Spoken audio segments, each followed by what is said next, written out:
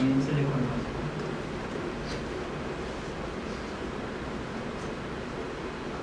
El autor material o autor material, ¿ya? Pero para que se dé esta situación, se tienen que dar estos tres elementos necesariamente.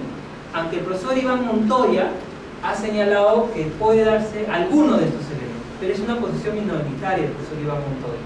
El grueso de la doctrina y la jurisprudencia sí exige estos tres elementos. Incluso el profesor Iván Meini ha planteado un cuarto elemento adicional a estos tres, ¿no? Pero en eso también todavía hay un proceso de debate en la doctrina, aunque alguna jurisprudencia ya ha aceptado ese cuarto elemento, ¿no? Algunas jurisprudencias. Pero el grueso de la doctrina y la jurisprudencia señala la concurrencia de estos tres elementos. Eso sí hay coincidencia. ¿Cuáles son esos tres elementos? Primero, la existencia de un aparato. No es cualquier organización. No es cualquier organización.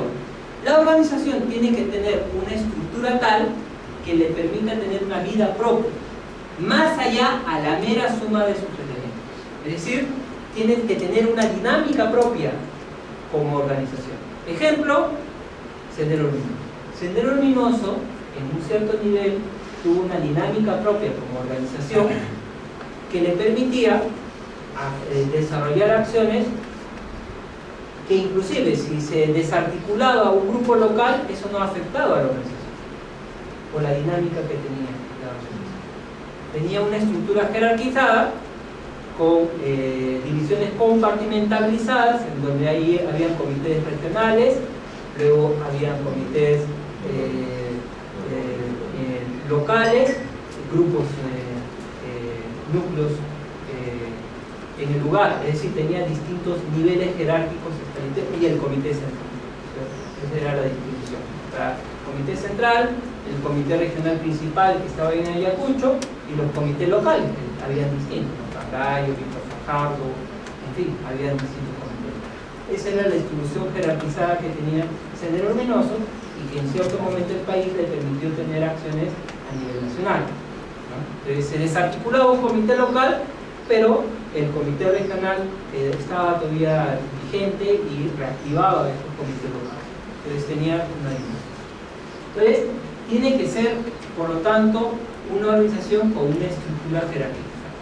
No es cualquier organización, ¿ya? Tiene que ser una con niveles jerárquicos que permita que pueda tener una vida propia, más allá a la mera suma de sus miembros.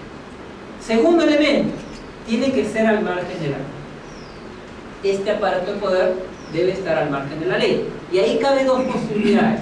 La doctrina plantea dos posibilidades.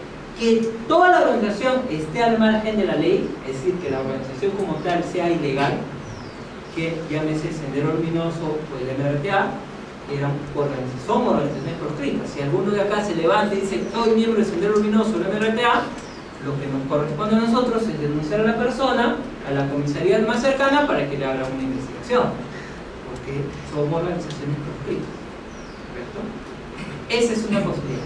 Y la otra posibilidad es que la organización como tal no sea al margen de la ley, pero las acciones que realice los coloque al margen de la ley. Un ejemplo concreto, el destacamento Colina. El destacamento Colina era una estructura dentro de los servicios de inteligencia del ejército. Era un destacamento que estaba establecido en los servicios de inteligencia del ejército y se ha encontrado una serie de documentos a través de los cuales se le daba personal, se le daba material logístico, ¿no? Entre otros aportes para que pueda cumplir su misión. Pero después se estableció cuál era la misión del Grupo Colina: a aniquilar a personas supuestamente miembros de organizaciones terroristas. Esa era la función que cumplía el Grupo Colina. Por lo tanto, las acciones que realizó el Grupo Colina los colocó al margen de la ley. Cabe esas dos posibilidades, ¿correcto? Entonces, el que el aparato poder sea al margen de la ley admite dos posibilidades: que toda la organización sea ilegal, sea proscrita, o que las acciones que realiza proscriban a la organización, ¿correcto? Y el tercer elemento, la famosa fungibilidad o intercambiabilidad de miembros. Es decir, que la organización tenga miembros suficientes que le permita que si alguno falla, algún miembro pueda suplir a esa persona para que se pueda cumplir con la orden emitida. ¿De acuerdo? Esos son los elementos básicos que debe darse para establecer la existencia de una autoridad mediata a través de aparatos de poder. En este caso, el derecho penal internacional sería el dominio por organización. El dominio por organización. En la cual la responsabilidad penal no solo es del hombre de atrás, sino que la responsabilidad penal es también de los ejecutores. El hombre de atrás como autor mediato y los ejecutores como autores materiales. ¿De acuerdo? Los ejecutores como autores materiales. Ahora vamos a pasar a analizar las formas de participación en derecho penal internacional.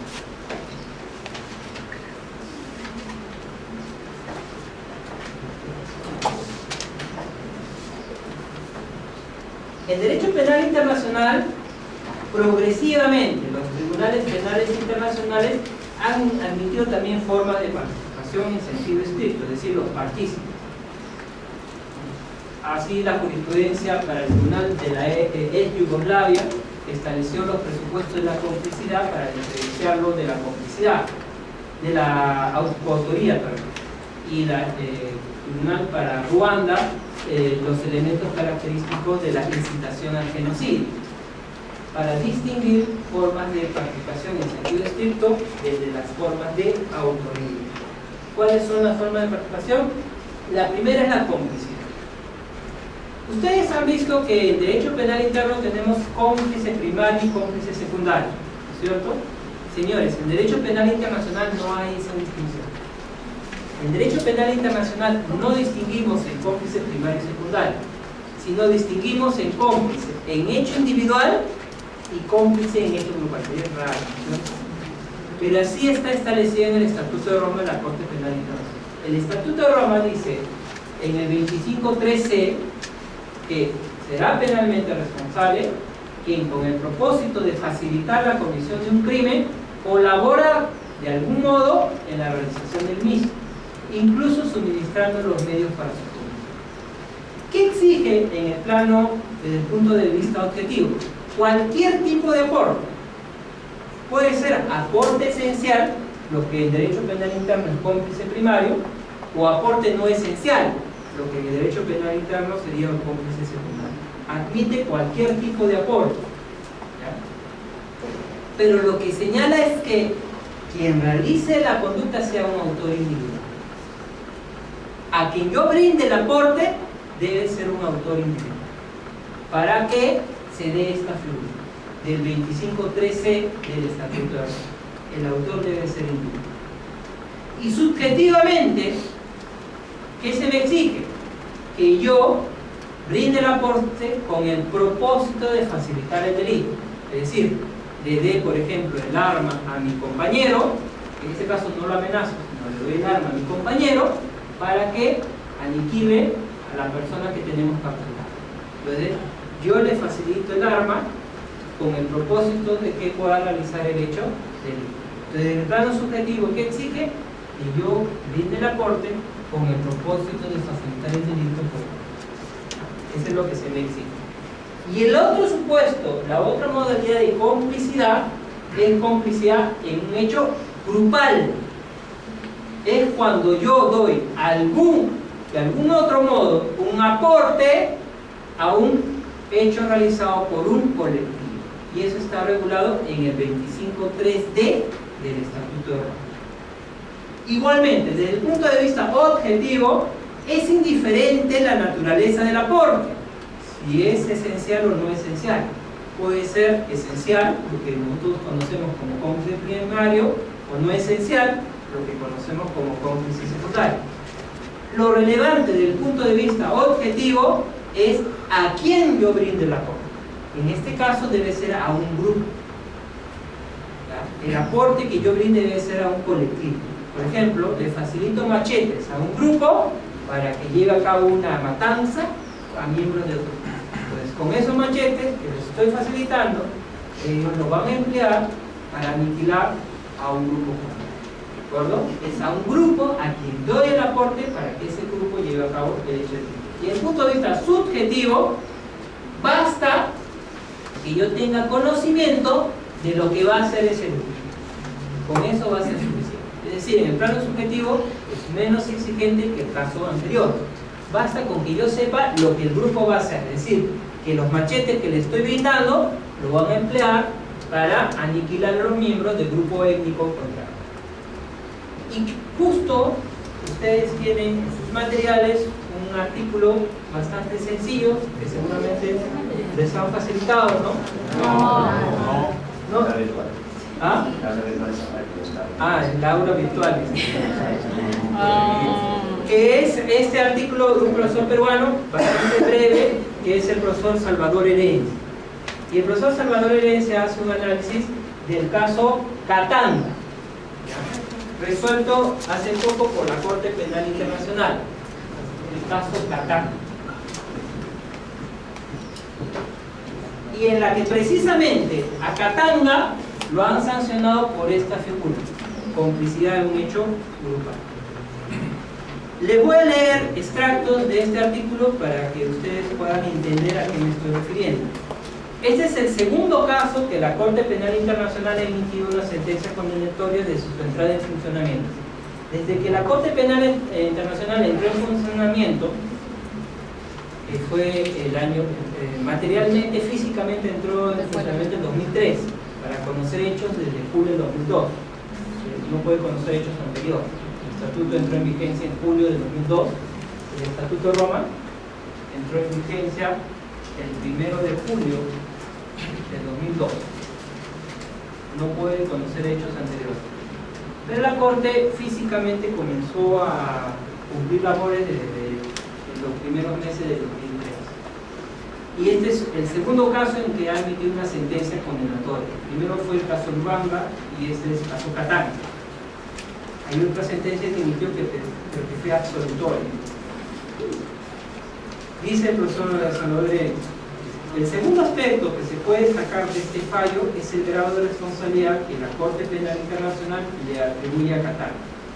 La Fiscalía pidió que se determinara su responsabilidad penal como autor, artículo 25.3a del Estatuto, pero la Corte Penal Internacional terminó acreditando, más allá de toda duda razonable, una forma accesoria de participación reconocida en el artículo 25.3d del Estatuto: la contribución de algún modo a la comisión o tentativa de comisión del crimen por un grupo de personas que tengan una finalidad común. De acuerdo con la norma 55 del reglamento de la Corte Penal Internacional, la Sala puede modificar la tipificación jurídica de los hechos, siempre que no se excedan de los hechos y las circunstancias descritos en los cargos y en cualquier modificación de los cargos. Ahora bien, ¿por qué la CPI modificó la responsabilidad a una forma de participación? Porque esta es una forma de participación. Teniendo en cuenta que estábamos frente a un líder de un grupo armado que incluso llegó a usar el nombre de presidente. En este caso, la Sala consideró que la Fiscalía no aportó las pruebas suficientes para demostrar la autoría del acusado en el ataque de la localidad de Borón. Algunos dicen que es Bogoro, el profesor dice Borón. En las pruebas acreditadas en el proceso, la CPI reconoció que Katanga ejercía un liderazgo en la zona, era reconocido como tal por las demás autoridades y que tenía un papel fundamental en recibir, almacenar y distribuir armas y municiones a la milicia. Sin embargo, no se pudo demostrar que su liderazgo lograba cohesionar bajo un solo mando unificado toda la milicia, ni que sus decisiones serían decisivas cabalmente por los distintos comandantes del grupo armado, lo que podría ser una autoría inmediata por aparato de poder, que es lo que hemos analizado antes. Con base en estas consideraciones, la CPI concluyó que se habían cometido crímenes internacionales bajo su competencia en dicha localidad, pero que la responsabilidad penal de Katanga no era de autoría, sino de participación. La contribución como eje logístico en la obtención de armas y municiones fue fundamental para la realización del ataque, dándole una ventaja incomparable frente al bando adversario, pero esta acción no se pudo acreditar que el acusado controló el accionar militar de la milicia. Entonces, lo que se estableció fue esta figura, el 25.3d. B. Es decir, que él era un eje logístico que brindó los materiales logísticos para que una milicia llevara a cabo una acción armada que quitó la vida a los miembros de esta comunidad, de la comunidad del Gorongo o Boro, que es parte de un conflicto interétnico dentro de la República Democrática del Congo. Estos hechos ocurrieron en el año 2002. Ocurrieron en el 2002 en la República Democrática del... Perdón, 24 de febrero del 2003. Son hechos que fallecieron. En el 24 de febrero del 2003 en la República Democrática del Congo. En esta Democrática del Congo, la República Democrática del Congo, en la que fallecieron 60 personas, 30 de ellas eran civiles, dentro de ellos había niños, mujeres y adultos. En esta masacre que ocurrió y ahí se aplicó esta figura que les estoy mencionando, que es complicidad en hecho grupal, ¿no? Que es propio del derecho penal internacional. Nosotros no tenemos eso. Es propia que está en el estatuto. Y luego tenemos lo que vendría a ser la figura de la inducción y de la incitación, que son dos figuras diferenciadas. La inducción, que está regulada en el 25.3b, vendría a ser lo que nosotros conocemos como instigación, ¿correcto?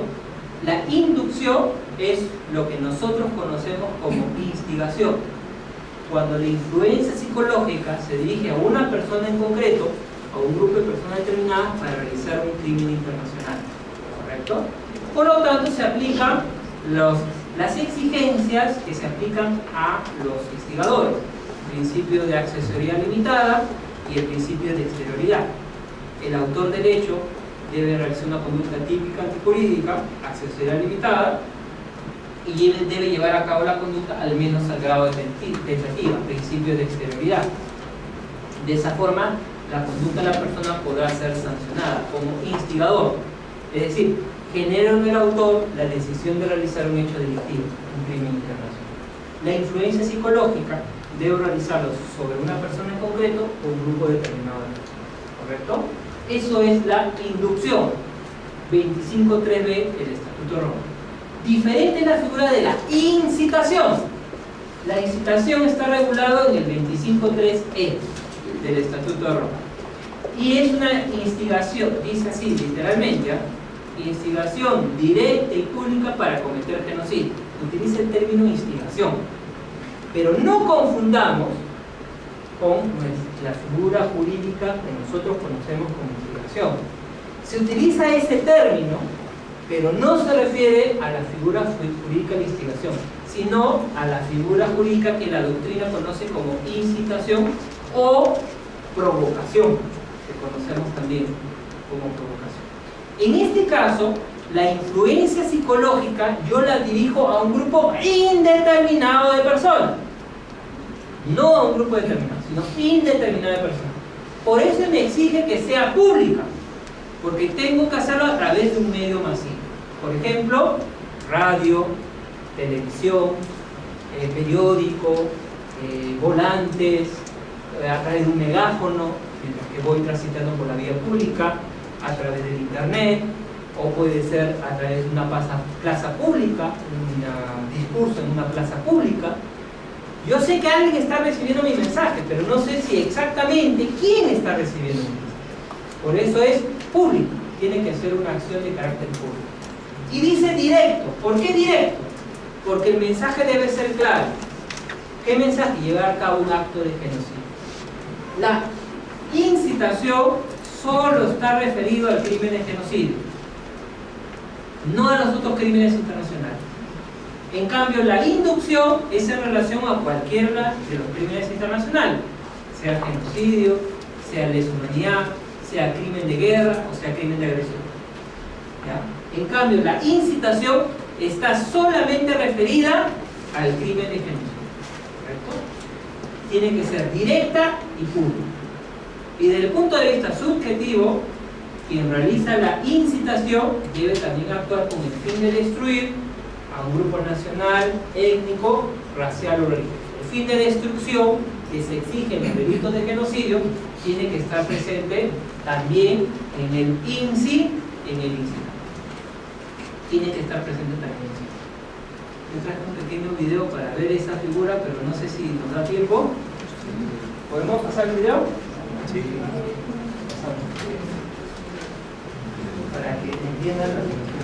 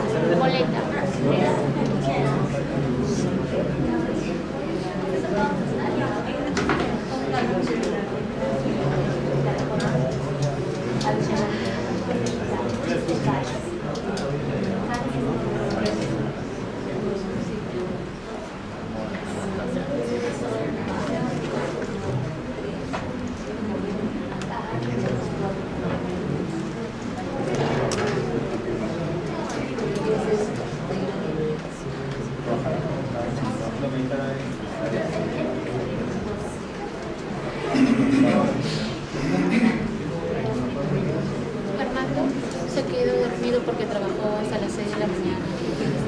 No me lo llamé, pero no me contesta. Está con Rocha, pero no me contesta. Pues me dan sus datos, todo va. No sé si Será, ¿no? Pero, ¿pusiste en el WhatsApp de todos? ¿Cómo te has enterado de este lugar? Y sí, un seminario para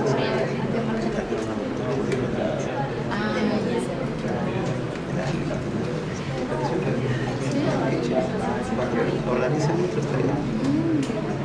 Y siempre, pero me he hecho llenar una ficha donde debes consignar tu correo, que seguro van a estar avisados. Es para el seguro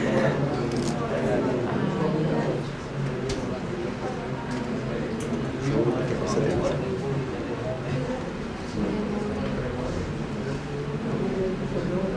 Fue tiempo, te veo. Ya sacó mis cosas del trabajo. ¿Qué pasa? ¿Algo amiga? Ayer que llegué como a las 6:40. No puedo sacar No queda bien. mi maleta. Entonces, ¿qué hago? ¿Que tu maleta también?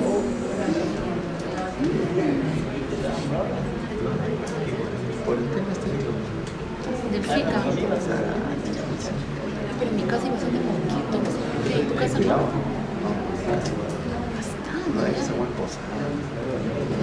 Ah, sí, tengo unas flores, unas plantas, tengo ahí de agua.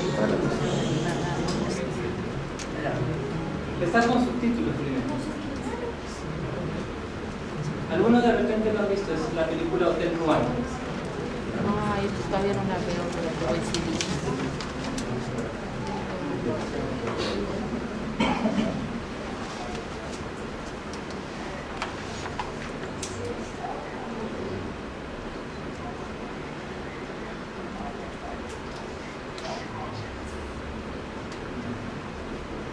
¿Qué es lo que están escuchando ellos?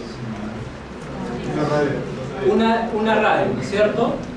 Es decir, lo que ellos están en estos momentos siendo oyentes es de un programa de radio, ¿correcto? La persona que está emitiendo el programa de radio sabe que alguien lo está escuchando, pero no sabe quién exactamente le está escuchando. Por lo tanto, la influencia psicológica que está realizando lo está dirigiendo a un grupo indeterminado de personas. ¿Correcto? Sabe que alguien lo está escuchando, pero no sabe quién. ¿Correcto? Por eso es una instigación pública. Ojo, vuelvo a insistir, tiene el término instigación, pero no se refiere a la figura jurídica instigación, sino a la figura jurídica de la incitación. ¿Correcto? el Estatuto Roma de Investigación Directa Pública a cometer genocidio, que es un término que viene de la Convención del 1948 de la Prevención y Sanción del Delito de Genocidio. También está en esa convención y el Estatuto lo recoge ahí. Entonces, lo que están ustedes viendo en el video es cómo las personas están escuchando un programa de radio.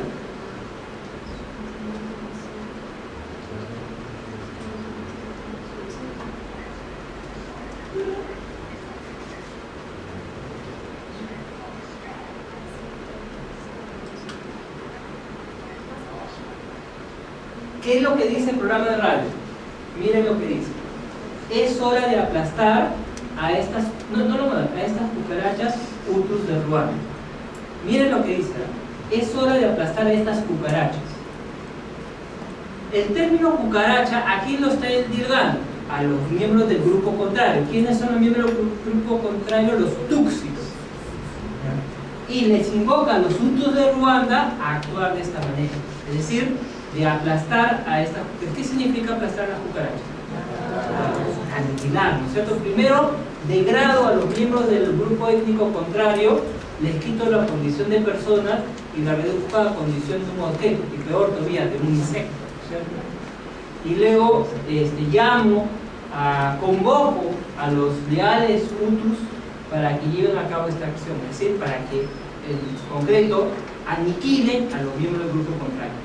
Por eso es que el mensaje debe ser público, la instigación debe ser pública y directa, es decir, debe quedar claro qué es lo que se busca con el mensaje. En este caso, ¿qué es lo que se está buscando con el mensaje?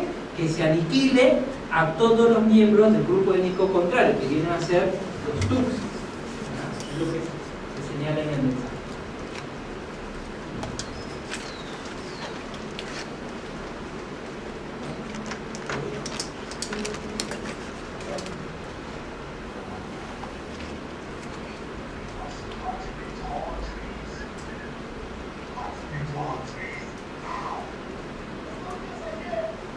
Y luego dice todavía, adelante leales tú. Es decir, dice, si tú eres leal a tu grupo étnico, tienes que actuar de esta manera. Y ahora vamos a ver lo que dice.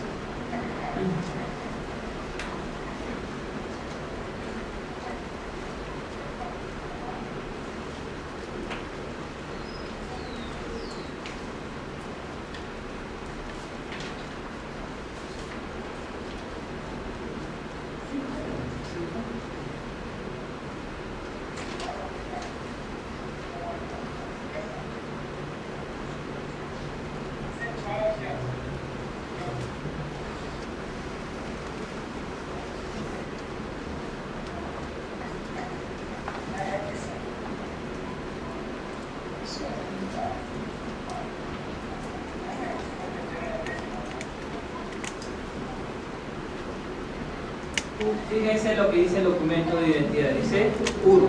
Ustedes clasificaban a la población según su grupo de Hutu.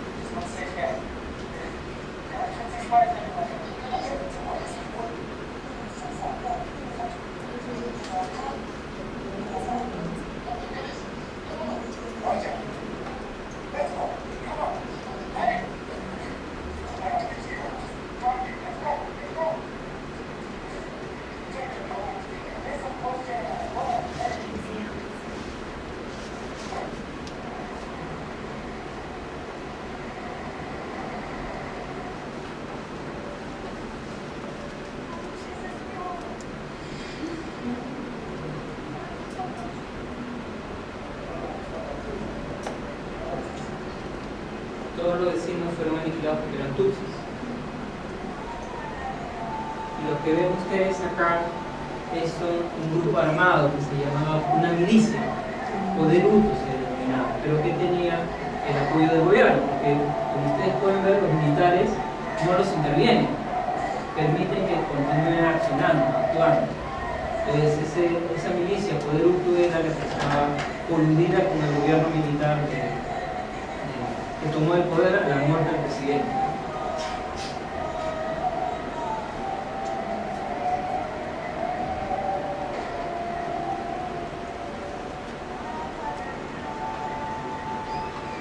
como ve, ingresan a las viviendas, quitan los bienes y aniquilan a las personas solo porque eran tutsis.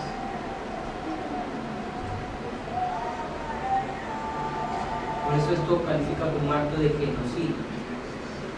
Genocidio es contra un grupo nacional, étnico, racial o religioso. En este caso es contra un grupo étnico.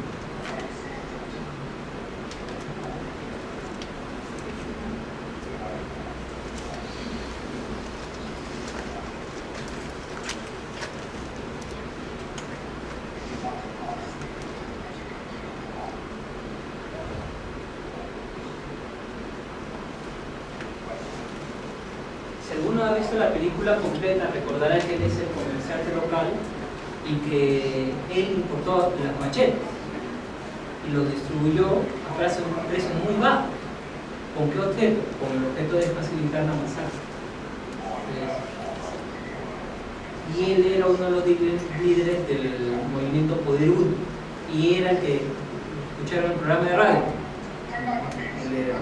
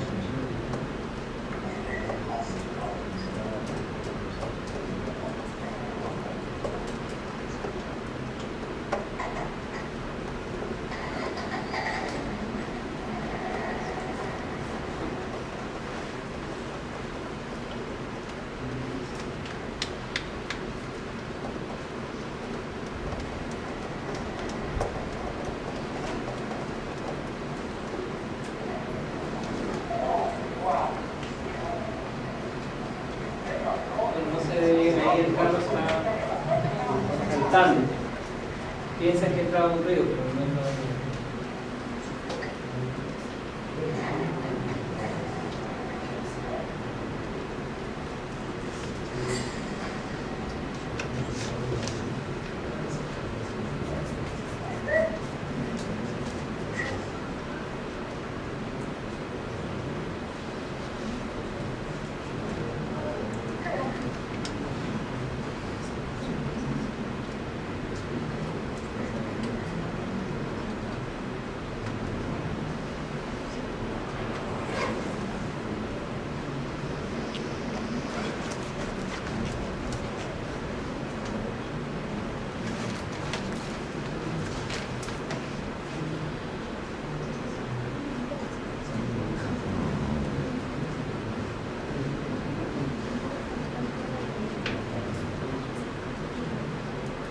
Lo que él está apreciando es que a lo largo del camino está lleno de toda la carretera de la vida está llena de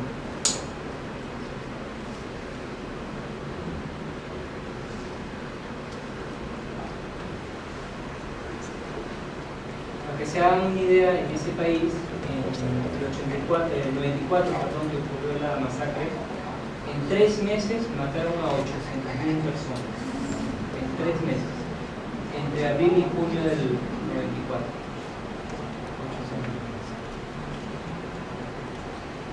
800.000. Y la población de ese país era de 5 millones.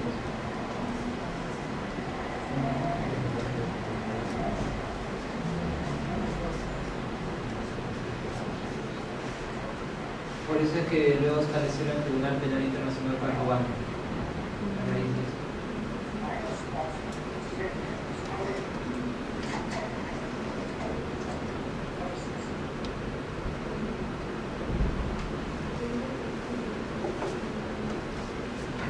Si tienen oportunidad de ver, es basada en Hotel Ruanda. Sí, sí, sí, Hotel Ruanda. Si pueden ver la película completa. Ustedes lo que ven acá es cómo los están aniquilando a machetazos. Un acto de coautoría, ¿no? Coautoría material. Sí, sí. Una cosa inconstitucional. Es considerado el mayor genocidio de la segunda parte del siglo XX. En la primera parte fueron las grandes guerras. En la segunda parte del siglo XX es considerado el mayor genocidio.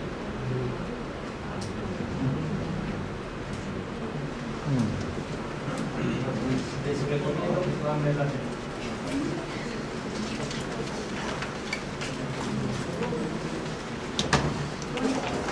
Para terminar la clase de hoy día, vamos a ver el último tema, que es responsabilidad superior. ¿Ya? Esta figura de responsabilidad superior es una figura que no existe en derecho penal interno. Y algunos jueces fiscales están confundiendo, y algunos abogados también, con la figura de autoría mediata. ¿Ya?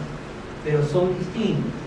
Esta figura de responsabilidad superior es propia del derecho penal internacional y está recogida así en el Estatuto de Roma. Está regulado en el artículo 28 del Estatuto de Roma de la Corte Penal Internacional. Y es una forma de responsabilidad por omisión. Pues es la importante diferencia con la autoridad inmediata de abstraer aparato de poder. La responsabilidad superior es una responsabilidad por omisión. Es cuando una persona tiene subordinados bajo su mando y estos subordinados llevan a cabo crímenes internacionales. Entonces, esos crímenes realizados por los subordinados también es imputable al superior por no haber adoptado las medidas de control necesarias para que ello no. Por eso es una responsabilidad por omisión, ¿ya? Omisión dolosa, pero también cabe la posibilidad de omisión culposa, ¿ya? A diferencia de la autoría inmediata. La autoría inmediata siempre es dolosa. En cambio, la responsabilidad superior tiene la posibilidad de una modalidad dolosa y una modalidad culposa. ¿Qué elementos se requieren? Primero, tiene que haber una relación superior-subordinado. Tiene que mediar una relación entre quien tiene el grado superior y los que están bajo su mando, que deben ser inferiores en grado. Puede ser que el superior sea militar o no militar. Cabe la posibilidad de superiores civiles. En algunos aparatos de poder, el control a veces no lo tenían los militares, sino los civiles. Ejemplo, Sendero Luminoso. En Sendero Luminoso, ¿quién tenía el poder principal? Abimael era el presidente del partido, pero no era el mando militar. Entonces, por eso es que la responsabilidad superior puede ser responsables militares o no militares. Por eso es que ha mutado la figura, porque antes se hablaba de responsabilidad de mando y comando, que era estrictamente a nivel militar, y muta a la figura jurídica de responsabilidad superior, que es la que está ahora en el Estatuto de Roma, porque los superiores pueden ser militares o no militares, pero sí tiene que mediar una relación superior-subordinada. Y puede ser a distintos niveles. La responsabilidad superior no se circunscribe a la autoridad máxima de una estructura. Por ejemplo, en la época de la violencia habían comandos políticos militares, había un comando militar, la sede principal, y luego habían comandos locales, bases subversivas y bases militares. Habían distintos niveles. El general era el que estaba en la jefatura de la región militar a cargo de la zona, pero las bases dependían del nivel de base. Pues habían comandantes, y luego a las bases puntuales habían capitanes o mayores. Entonces, la responsabilidad superior subordinado puede ser a distintos niveles. No es que el general sea el único que pueda tener esta condición de responsabilidad superior. El jefe de la base concreta, por ejemplo la base Madre Mía, en un caso, ¿no? Acá el capitán Carlos era solo capitán, pero él tenía bajo su mando al grupo de personal. Entonces ahí media también una relación superior-subordinada. Puede ser a distintos niveles, ¿no? Pero eso sí, tiene que mediar un control efectivo. No basta que yo tenga el grado superior o el nivel superior en la estructura jerárquica. Yo tengo que tener control efectivo sobre los subordinados. Por ejemplo, hablando de una base. En una base hay varias secciones. Está logística, personal, inteligencia. hablando de un candidato ahora, creo que se llama Oresti, si no me equivoco, que era el jefe de la sección de inteligencia de la base. Entonces, tienen distintos grados. Yo bajo mi sección tengo a un grupo de personal bajo mi mano. Por ejemplo, el personal logística tiene bajo su control efectivo al personal encargado de logística, pero no al personal que realiza operaciones. Entonces, el control no es solamente formal de la relación superior-subordinado, sino que tiene que mediar un control efectivo, ¿correcto? Es decir, que deben estar bajo su ámbito de acción. Ojo, puede ser incluso no formal, es decir, puede ser que él sea encargado de inteligencia, por ejemplo, pero tenga personal bajo su mando de control efectivo, fáctico, concreto, real, ¿verdad? Puede darse esa situación. Tiene que haber un control efectivo, pero fáctico. No basta solo, no se exige necesariamente que sea formal, puede ser también en lo concreto, en lo fáctico, ¿verdad? Tercer elemento. Las acciones de los subordinados deben haberse producido por omisión del superior, es decir, el superior no evitó que los subordinados lleven a cabo este tipo de acciones. Por eso es un delito por omisión, porque si el superior ordenó realizar las acciones, no es responsabilidad superior. Tendríamos que ver la figura de la autoridad mediática por aparato del poder. En este caso, el superior no ordena, pero por ausencia de su control es que se producen estos de los subordinados. Por eso es una responsabilidad por omisión. ¿Cuál es el cuarto elemento exigido?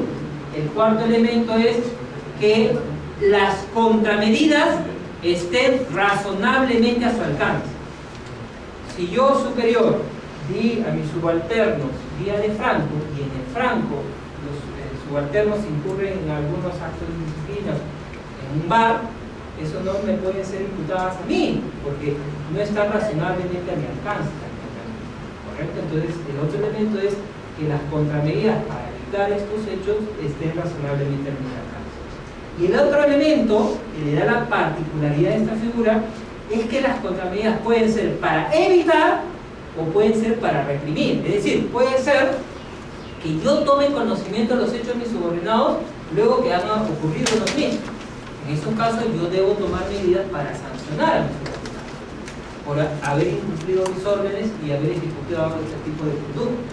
En estos casos, si yo no adopto esas medidas, entonces seré responsable superior, ya no tanto por no haber evitado, sino por no haber sancionado a los responsables de estos hechos. Entonces, la responsabilidad superior no es solo por no haber evitado los crímenes, sino también se da por no haber adoptado las medidas de sanción o puesto a los responsables ante las autoridades competentes para ser investigados y sancionados. ¿De acuerdo? Y a nivel subjetivo, en la mens rea del delito, porque el derecho penal internacional se utiliza los términos actus reus y mens rea, lo que tendríamos tipo objetivo y subjetivo. El derecho penal internacional se utiliza los actus reus, mens rea, elementos materiales y elementos psicológicos. En la mens rea, el elemento psicológico, un primer nivel es el doloso, es decir, el superior que toma conocimiento de lo que está haciendo los subordinados y no hace nada, permite que continúen con las acciones. Es informado por radio lo que están haciendo en la comunidad y él deja que continúe. Entonces, en ese caso, es una responsabilidad dolosa. Puede ser superior militar o no militar. Cabe también la posibilidad culposa, cuando el superior militar debía haber tomado conocimiento de los hechos de acuerdo a sus funciones y no lo hizo. Por ejemplo, dispuso una patrulla y después dejó su puesto, ¿no? Y no mantuvo el control del desarrollo de la patrulla. Y debido a ello se cometen estos crímenes. Ahí hay una responsabilidad superior por culpa, omisión culposa del superior. Y la última modalidad es lo que conocen como, la doctrina le llama ceguera intencional, que es una responsabilidad que cabe a los superiores, pero no militares, superiores no militares, ceguera intencional, es decir, está la información de lo que está haciendo los subordinados en su despacho, pero no toma conocimiento, porque no quiere tomar conocimiento de ello. Esa ceguera intencional, hay dos posiciones. Unos consideran que es culpa consciente o culpa por representación, ahí está el profesor Cayambo, y otros consideran que es una modalidad de dolo eventual. Esta es la posición del profesor Antonio Cassés. Es una figura que se asemeja a la figura alemana que es la regla finés. Es una modalidad poco rara, que ajena, digamos, a lo que normalmente conocemos nosotros. Esa se llama seguridad. Esa es la responsabilidad superior, que es diferente a la autoridad mediata a través del aparato de poder. Es otra forma de responsabilidad que es propio de los crímenes internacionales, que está regulado en el artículo 28 del Estatuto de Roma de la Corte Penal. En derecho penal no la tenemos. Pero no deben confundir el derecho superior con la figura de autoridad mediata con a través de aparatos. Son dos formas de responsabilidad diferentes. ¿No hay preguntas?